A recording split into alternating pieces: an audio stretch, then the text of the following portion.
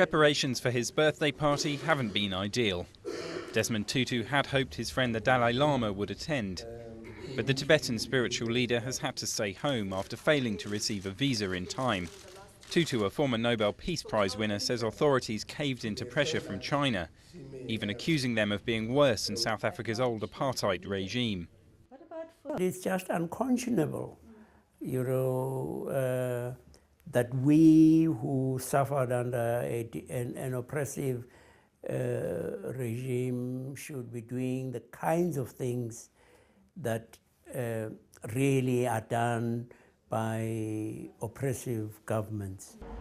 As a tireless advocate of democracy and human rights, Tutu was the face of resistance to apartheid in the 1980s. After it came to an end, he helped lead South Africa in its transition to democracy, chairing the Truth and Reconciliation Commission.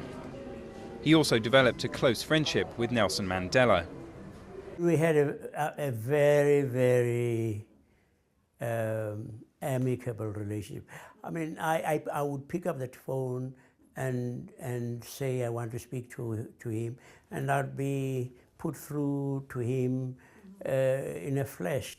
It's a relationship Tutu's not been able to replicate with the current president, Jacob Zuma.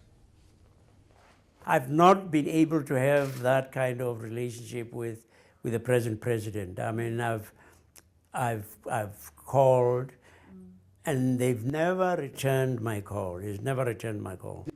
Famous for his infectious laugh, Tutu has been a regular presence at key moments in his country's history, such as here at the 2010 World Cup. His outspoken views provoke admiration and suspicion in equal parts.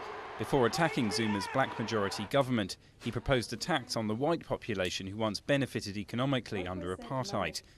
His one allegiance, as he sees it, is to the truth. When you've been given the Nobel Peace Prize, it doesn't really belong to you, or in a way you can say it makes you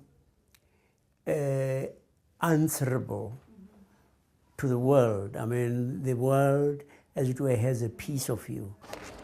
The cover of his latest book bears Tutu's trademark smile. Throughout all the political and moral struggles of the last 4 decades, humour has been perhaps his most potent weapon.